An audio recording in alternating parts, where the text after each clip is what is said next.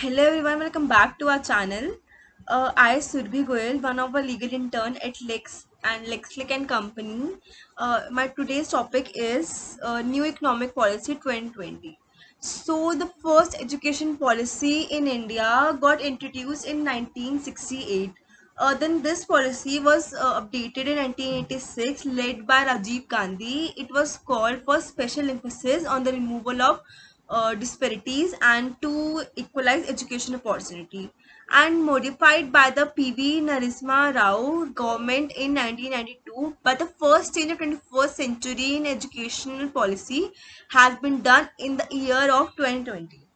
After 34 years, the main aim of this policy is to universalize the education from preschool to secondary level with 100% gross enrollment ratio in school education by 2030, and also aims to raise GER in higher education to 50% by 2025. National education policy will bring 2 crore out of school children back into the mainstream. First of all, I would like to give you some introduction. Education is something which gives you immense knowledge, training, skills, morals, values, and helps you to see the world from a different perspective with a logical manner.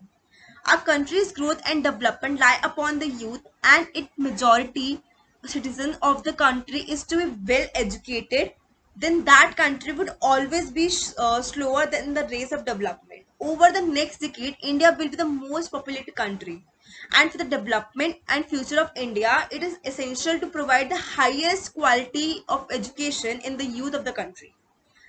As India, as of till date, only 25% of the students enroll themselves for the higher education, and the rest of them drop out either due to the financial conditions or lack of interest in studies. In the perspective of India, the last growth groundbreaking was the right to education by inserting Article 21A in our constitution. In this amendment, the government provided the group of children from the age of 6 to 14 years free and compulsory education. India has about 845 universities and approximately 40,000 students, and only higher education institutes, sorry, over 20% of the colleges have annually enrollment less than 100 students, and only 4% of the colleges enroll from more than 3,000 students every year due to the imbalance of region. Some of the reasons found more fragmentation of the higher education system in India are: first, no proper research in the most of the university. There is no sufficient no number of available teachers and institutional autonomy to introduce innovations in HG to attract a bunch of students. Lack of sufficient mechanism for career management, early streaming of students into different disciplines, and no introduction of innovations at most of the universities. So, what is the objective of National Education Policy 2020? The purpose of introducing the National Education Policy 2020 is to broaden the idea of education in India and to provide the highest quality of education system in India. So let's know other objectives of the NEP 2020. First, to compare the old education policy to the new education policy. To highlight the policies to the newly accepted higher education policy system, to predict the result of the NEP 2020 on education system, to provide and to identify innovation in NEP 2020. Okay, the current education was running from last 34 years, and in the year 2020, the government introduced in new radical reform that could be seen implemented in forthcoming years. Starting from the Gurukul system of education to the British influence education system, many changes and graduation gradation has been accepted implemented in the education system. Many of us are one of the through the system that would be soon replaced. There are various prominent changes that could bring soon expected positive outcomes. So, India had rich and well-established tradition of spreading knowledge and imparting education for centuries. There were last at least 15 universities of centers of higher learning in existence in ancient India, such as Takashila, Nalanda, and Mithilia. However, the rich ethos of teachings and traditions persisted under Gurukul system. Under the British Empire, the new era of establishment of universities with the English dominance came into existence after the independence in 1994. A commission headed by the second President of India, independent India, Dr. S. Radhakrishnan, tried to revamp the old policies and tried to align them from the policies and tried to align them for the present and future. After a long gap of nearly 18 years, Kothari Commission in 1966, National Education Policy in 1968, and then in 1986, which was modified in 1992.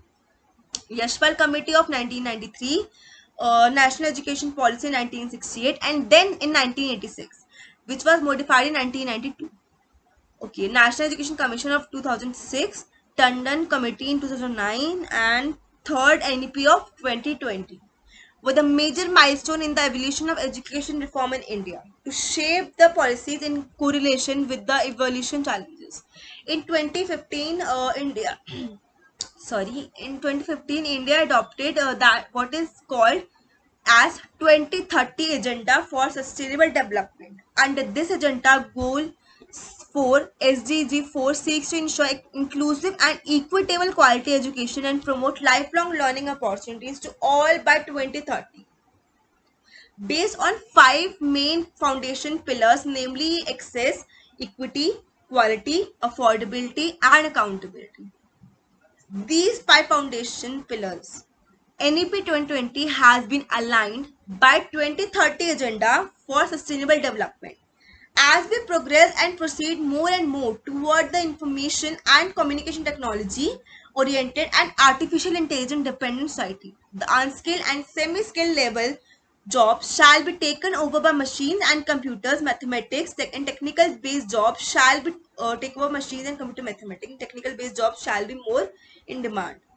With growing challenges due to pollution, climatic changes, crisis in basic needs, and most importantly, constant looming threat of pandemics, there shall be increased requirement of jobs in physics, chemistry, biology, social sciences, and infectious diseases, controlled in an integral manner. All of this point to a need of multidisciplinary teaching or learning process. So, the principle of National Education Policy 2020 is recognizing, identifying, and fostering the unique capabilities of each student. This is to be achieved by sensitizing teachers as well as parents to promote students' holistic development in both academic and non-academic spheres. Achieving foundational literacy and numeracy by all students by grade 3 as the highest priority. Flexibility incorporated in the process learning so that learners have the ability to choose their learning trajectories and programs and thereby choosing their own paths in life according to their talent and interest. No hard separation between arts, science, between curricular and extracurricular activities, between vocational and academic stream, etc. To eliminate harmful hierarchies among and silos between different areas of learning service and respect for public property, scientific temper, liberty, responsibility, pluralism, equality, and justice. So, actual policy. There are mainly four parts. The first three being various level of learning followed by the actual implementation. First, I will quickly explain it. First, school education. Part 1, school education. Part 2, higher education. Part 3, other key areas of focus. Part 4, make it happen.